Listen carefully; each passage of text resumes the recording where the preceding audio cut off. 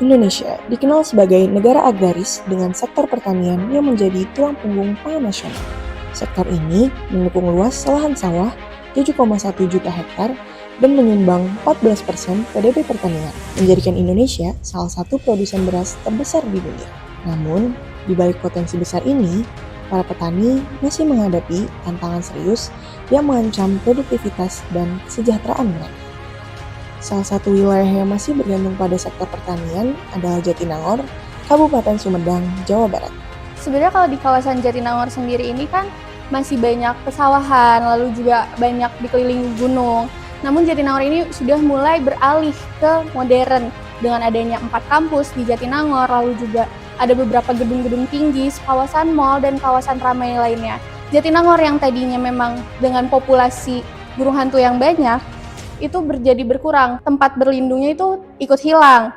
Di daerah ini, banyak masyarakat yang menggantungkan hidupnya pada hasil sawah dan kegiatan bercocok tanam. Potensi pertanian di Jatinangor cukup besar, namun ketergantungan terhadap hasil panen juga membuat para petani sangat rentan terhadap berbagai gangguan. Salah satu masalah utama yang dihadapi petani adalah serangan hama tikus. Dalam waktu singkat, hama tikus dapat merusak tanaman dalam jumlah besar dan menurunkan kualitas hasil panen. Serangan ini tidak hanya berdampak pada produktivitas pertanian, tetapi juga memberikan kerugian ekonomi bagi para petani. Dalam beberapa kasus, sebagian hasil panen bahkan tidak dapat digunakan ataupun dijual.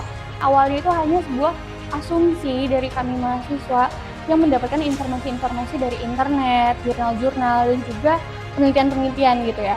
Dan kami coba aktualisasi apakah benar di Jatinangor ini memerlukan adanya masalah itu atau tidak gitu ya. Dan dari hasil tersebut kemarin itu ketika bertemu dengan para petani dan juga para penyuluh pertanian Jatinangor, itu memang ini merupakan sebuah masalah yang diperlukan solusinya. Menurunnya hasil panen secara langsung memengaruhi pendapatan petani. Di sisi lain, petani juga harus mengeluarkan biaya tambahan untuk mengatasi hama, seperti membeli pestisida atau melakukan perawatan ekstra pada tanaman. Kondisi ini menciptakan lingkaran masalah, di mana biaya produksi terus meningkat sementara hasil yang diperoleh justru menurun. Jika terus berlangsung, keadaan ini dapat memengaruhi stabilitas ekonomi dan kesejahteraan masyarakat tani.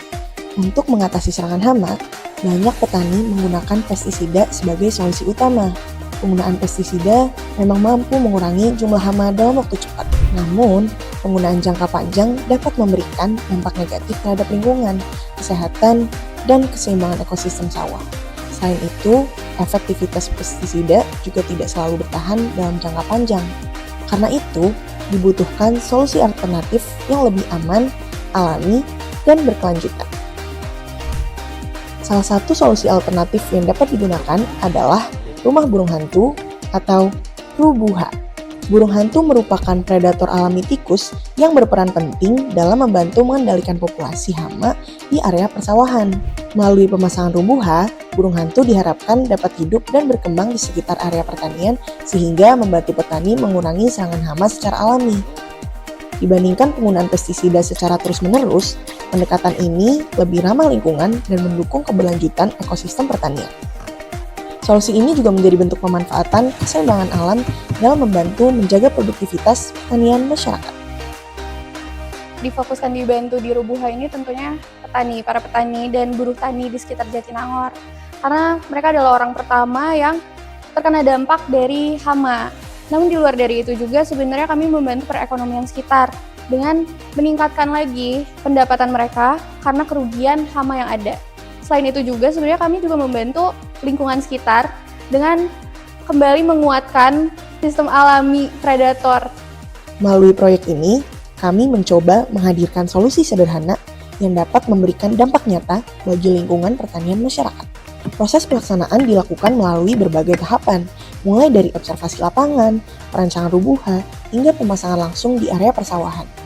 Selama proses berlangsung, kami juga belajar mengenai pentingnya kolaborasi, komunikasi, dan keterlibatan masyarakat dalam menciptakan solusi yang berkelanjutan.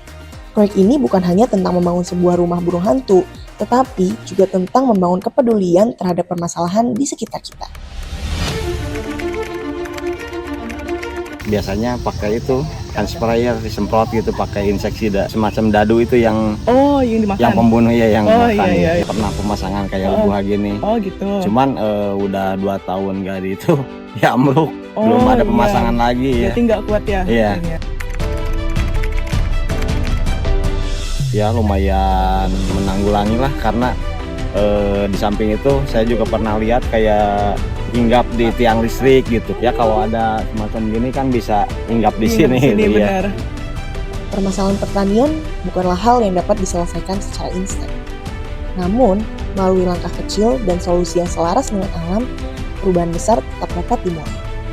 Rubuha menjadi salah satu contoh bagaimana pendekatan sederhana dapat membantu menciptakan pertanian yang lebih berkelanjutan dan ramah lingkungan.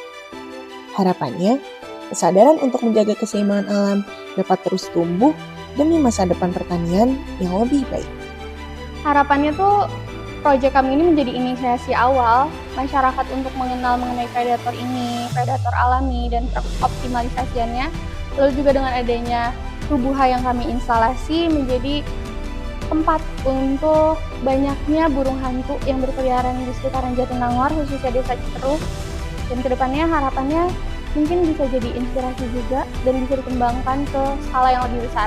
Seneng banget bisa punya kesempatan sama kelas, semuanya kerja, dan semuanya itu yakin sama proyek ini. Yang aku seneng juga, kita bisa berdampak ke masyarakat yang membutuhkan juga, cuman mungkin jarang ditinjau oleh orang-orang.